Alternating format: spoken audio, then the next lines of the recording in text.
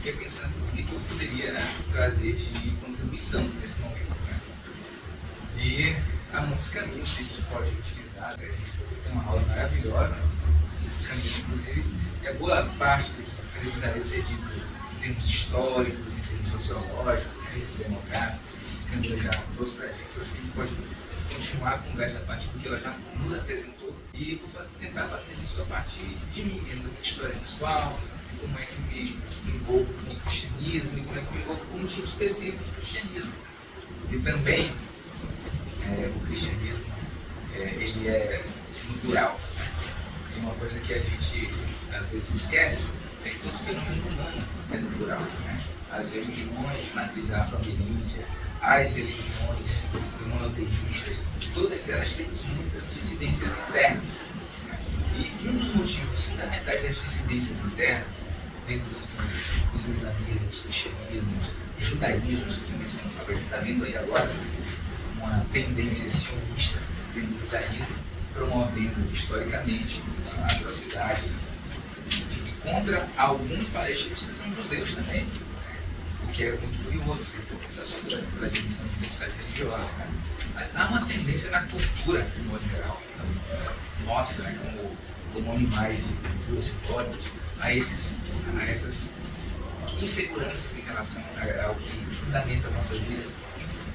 A gente é um animal muito frágil, em termos evolutivos. Estamos aqui num ambiente de profissionais de saúde, né? Todo mundo aqui está em paz com a teoria da evolução da vida orgânica, né? Que espera.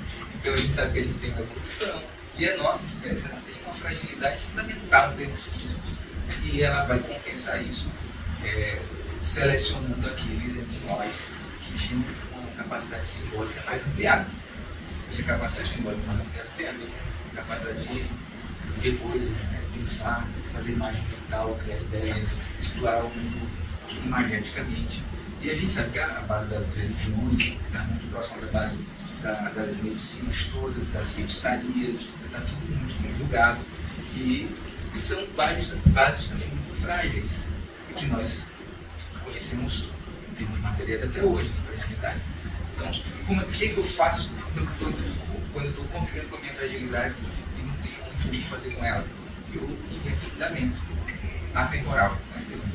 A divindade de Deus, as deusas, dou nomes e crio certeza muito firmes em relação a ela, a origem de todas as religiões vem disso aí, da tentativa de ter resposta. É uma coisa que até hoje nós não temos resposta final. Não tem ninguém que em sã consciência, por mais firme que esteja na sua fé religiosa, que diga assim, não tenho dúvida nenhuma sobre isso, ou eu tenho certeza que a minha interpretação sobre o sagrado é a final, é assim que é. Nós cristãos que temos um livro, uma religião mais recente, o cristianismo, o judaísmo, advém das religiões mesopotâmicas, judaica, né? Você tem religiões que antecederam os egípcios, né? Você falava aqui um pouco da história dos egípcios, que era um povo preto, né? É a base da filosofia grega. Os gregos aprenderam com os egípcios e outras religiões orientais também, asiáticas, africanas, boa parte das ideias sobre o divino que vão chegar no monoteísmo, vão chegar no cristianismo.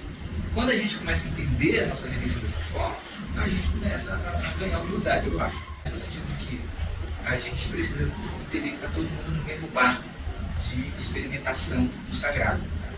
E quando eu experimento minimamente com respeito à verdade do sagrado, que responde perguntas para um grupo de pessoas ou para uma pessoa com quem eu posso dialogar, eu aprendo também, pelo menos essa é a minha experiência, de como o sagrado se revela para mim a partir da minha história de vida. Então eu não tinha como ser outra coisa, a não ser cristão, vindo da família que eu vim. Eu fui de uma família de filhos de convertidos, meus avós, de parte de se converteram, diaconato, depois presbiterato. E eu comecei a perceber um pouco de travamento meu com o culto, com a mística, com a magia que está envolvida. Por exemplo, alguém te pede para você orar para porque está doente. E o que você faz com isso? Como é que você é veículo da graça sagrada para alguém que está precisando de acolhimento, de saúde? E eu tive um apoio muito grande, talvez ela nem tenha clareza disso, de frequentar alguns momentos tanto no terreiro de Pai Jorge quanto na Irmã Vanguília, né? E ver como é que os povos do terreiro cuidam do sétimo litúrgico. Isso de chegar, pé descalço, fazer a reverência toda. Eu fui, a partir dessa experiência litúrgica, ressignificando o meu sétimo litúrgico cristão.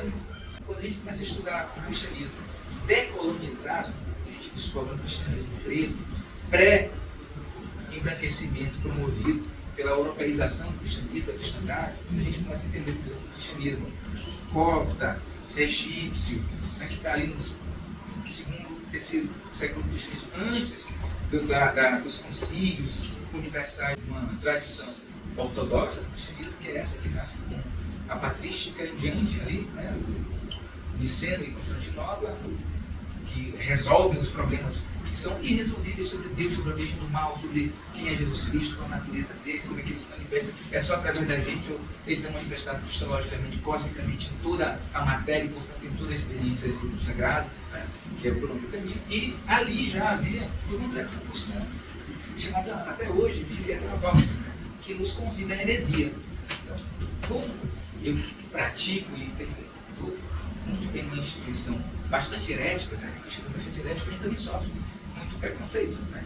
E aí eu fui ter que entender a intolerância religiosa ou o fundamentalismo, ele é plural também. Ele pode se manifestar em qualquer experiência humana religiosa, inclusive fazendo parte da academia, na academia, e fazendo política nas tendências políticas. E matam e morrem por uma ideia, por uma posição, por uma interpretação. Eu acho, quando a gente chega nessa compreensão, nos cobrando mais escuta, nos cobrando mais participação e entrega do corpo da gente para a convivência com as outras pessoas. Isso tem me ajudado bastante. Não tem solução que não passe por essa sensibilidade física. A gente tem que denunciar. Eu acho interessante o discurso. Eu acho que, de fato, no Brasil, né, quem mais sofre intolerância religiosa são as pessoas que advêm das religiões matrizes afro-ameríndias. Isso tem a ver com a escravização, isso tem a ver com o sistema capitalista, isso tem a ver com o racismo estruturante da sociedade brasileira, né, que é verdade, mas a gente precisa, eu acho, dar esse que o Paulo Freire dizia, inspirado no movimento cristão internacional, dar o passo da denúncia do anúncio, porque se a gente faz a denúncia amarga e não anuncia nada depois, a gente corre o risco também de, ao final da denúncia de uma violência, gera outra violência.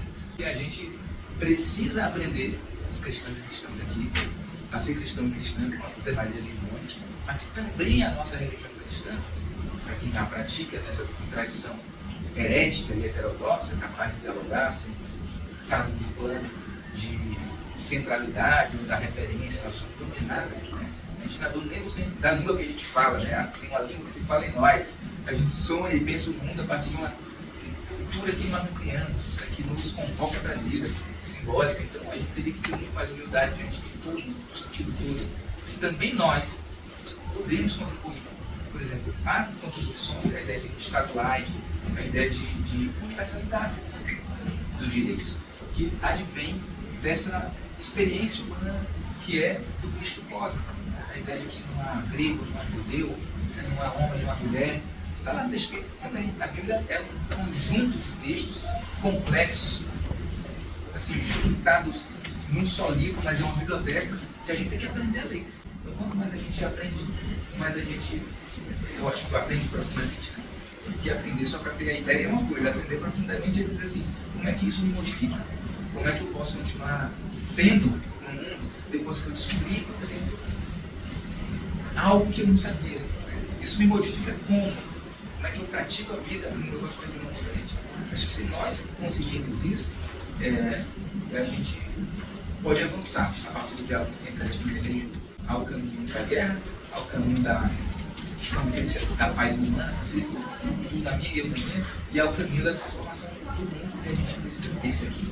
O mundo vai numa direção de destruição, situação ambiental, ética. A gente, quando vê um Trump sendo reeleito nos Estados Unidos, a gente pensa para o 2026, né, no Brasil. E agora, né, e se for, como é que a gente vai viver na nossa sociedade que regrediu em 6 anos praticamente, em termos culturais, todas as conquistas civilizatórias que a gente teve de 88 para cá, depois de ter vivido 20 anos de ditadura, de sofrimento, de gente sendo morta, né?